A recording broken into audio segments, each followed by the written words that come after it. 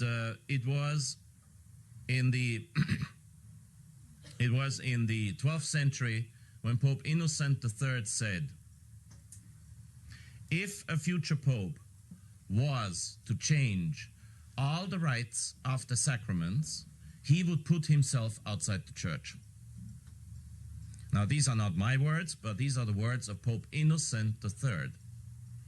If a future pope was to change all the rites of the sacraments, he would put himself outside the church.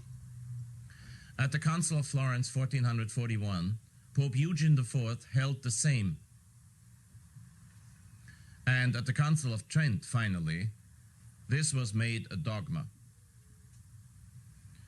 In the 7th session of the Council of Trent, on the sacraments in general, the Canon 13 reads, if anyone was to say that the traditionally handed down rites used in the solemn administration of the sacraments can be held in disdain or be shortened or be changed into new ones by whomsoever of the pastors of the churches, may he be cursed.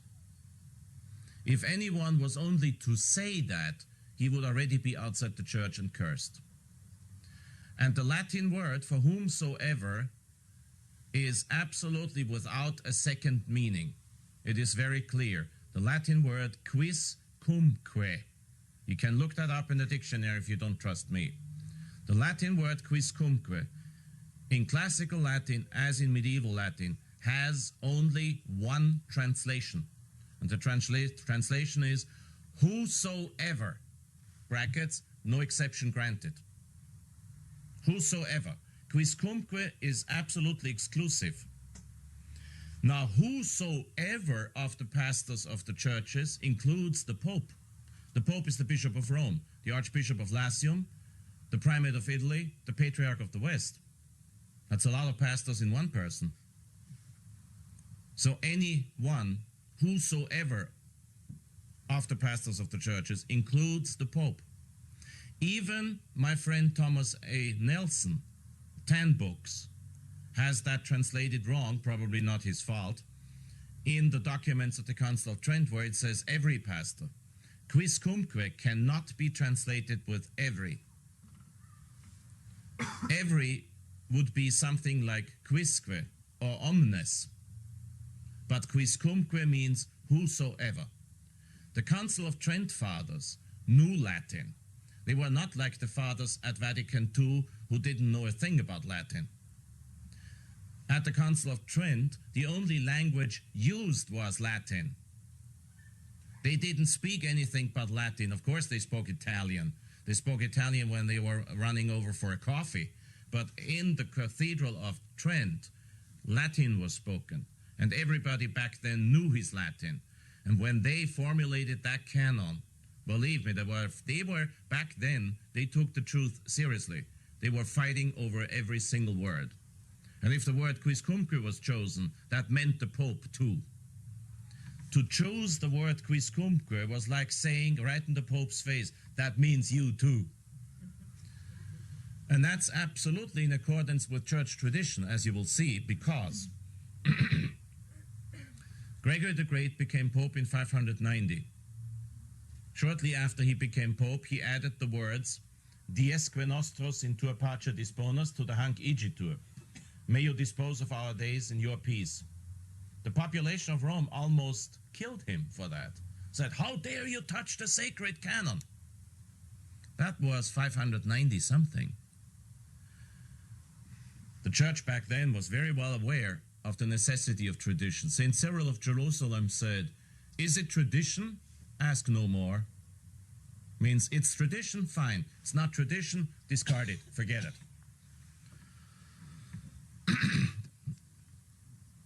The Fathers of Trent therefore said that the Pope could not change the rites. Is that my interpretation or is it papal teaching? It is implicit papal teaching because have you ever held a Roman Missal in your hands? Well, if you get a chance, look up the first decrees at the beginning of the book. at the beginning of the Roman Missal, you will find the decree Quo Primum by Pius V. And as the only exception in church history, you will not only find Pius V's decree, but you will find 3 other decrees. All through church history, no pope published a book without canceling his predecessor's document if there was one. The typical way, for example, of publishing the Code of Canon Law or the Corpus Juris Canonici that was the predecessor before 1916 would be to authorize a new edition and put in one's document, like Pope Urban IX would put in his name and throw out his predecessor's decree. The Roman Missal, since 1570, is the only exception in church history. Why? Because Pius V did nothing else but respect the Council of Trent when he codified what was there. When Pius V, Saint Pius V, in 1570 published the Roman Missal, he did not change anything. He changed a few little rubrics that were kind of, how do you say, they were not clear. They were kind of confusing, and so he changed them. But the book as such was the missal that had been used for centuries by the Roman Curia. And he canonized it with the decree Quo Primum, in which he says, not only the book must never be changed in the future, this Mass must be said by all priests in the future, but the decree as such is irreformable. Some people now argue that the Pope cannot bind the Pope. They argue in what you call legalistic nonsense. They quote Roman law and they misquote Roman law, because they quote Roman law well, but they quote Roman law on the wrong level, by quoting the old line, par in parem potestatem non habet. An equal has no power over an equal. The Pope, at first sight, may seem another Pope's equal. But then, how about the dogma of the Immaculate Conception? Can a future Pope take that back? No, you know very well he can't. So that means that the popes have to respect their predecessors.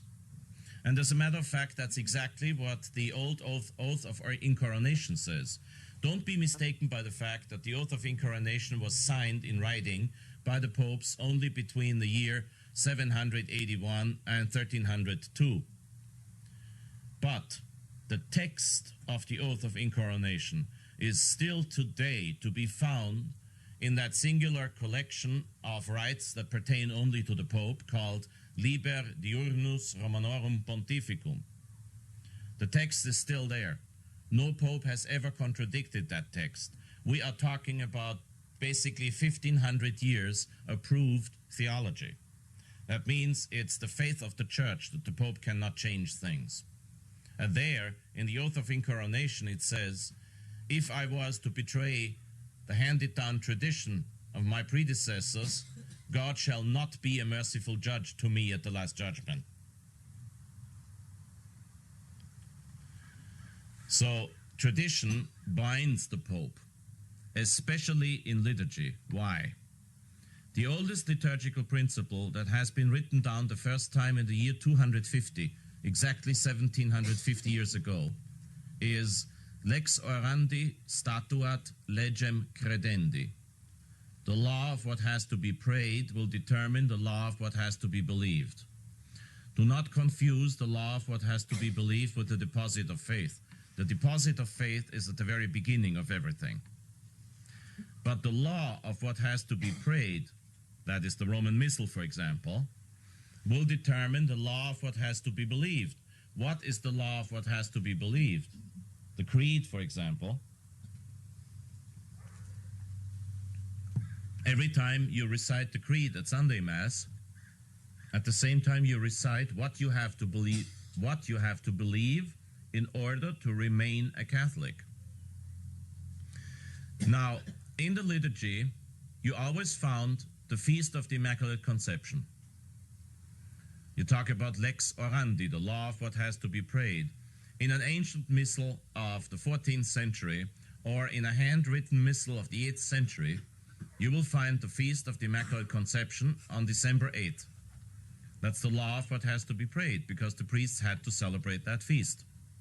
However, it only became the law of what has to be believed in 1854, when Pope Pius IX proclaimed the dogma of the Immaculate Conception.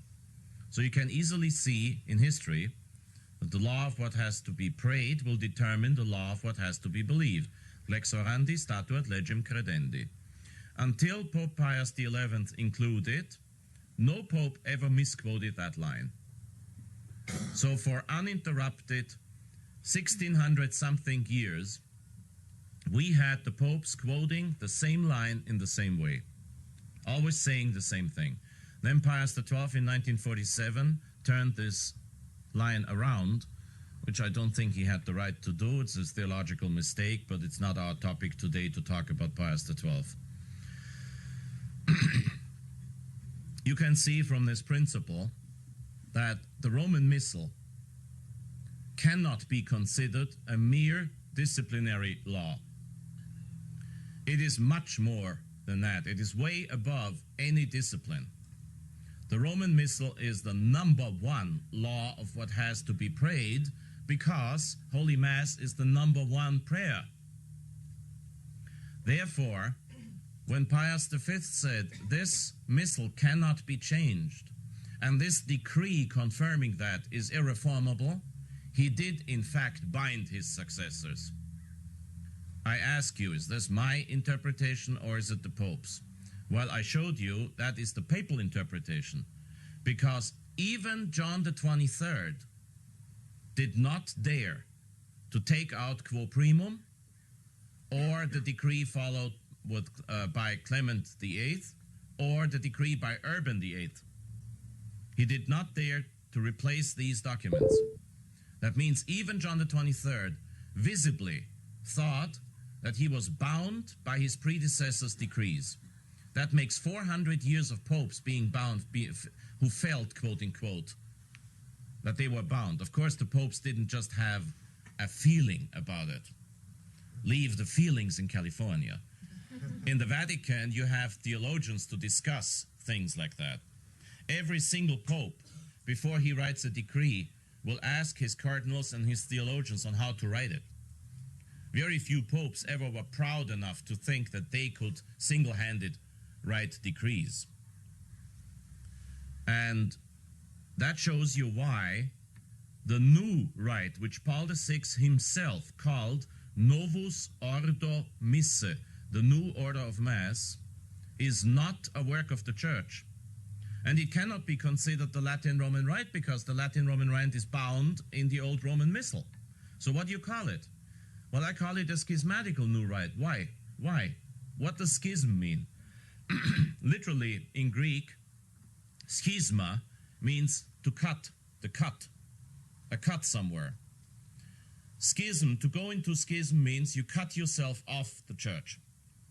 You do not split the Church, as John Paul II says, or wants you to believe. You cut yourself off the Church.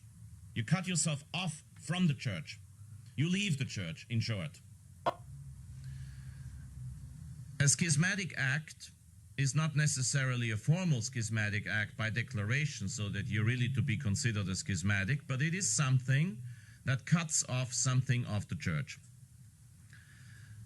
Now, against Church tradition and against the Council of Trent, against quo primum, and against the interpretation of 400 years of papacy, Paul VI wrote up a new rite.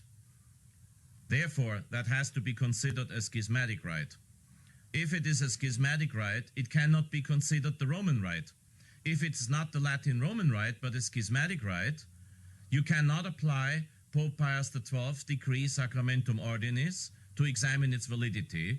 You will have to examine the validity of the Novus Ordo rite the same way the Church has always examined the validity of schismatic rites.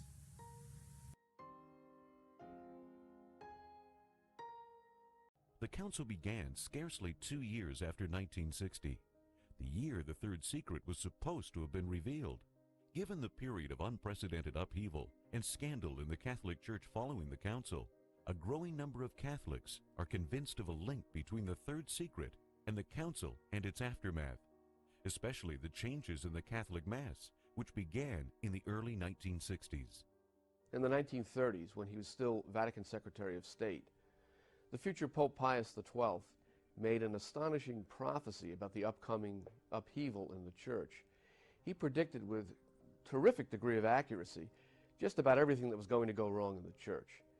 And his prophecy is recounted in the biography of Pius XII by Monsignor Roche. Let me read to you from that prophetic remark. I am worried by the Blessed Virgin's messages to Lucy of Fatima. This persistence of Mary about the dangers which menace the Church is a divine warning against the suicide of altering the faith in her liturgy, her theology, and her soul. I hear all around me innovators who wish to dismantle the sacred chapel, destroy the universal flame of the Church, reject her ornaments, and make her feel remorse for her historical past.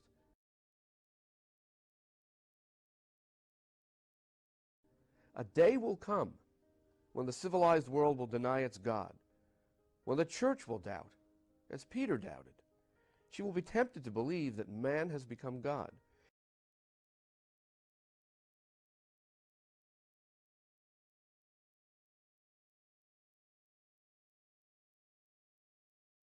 In our churches, Christians will search in vain for the red lamp where God awaits them.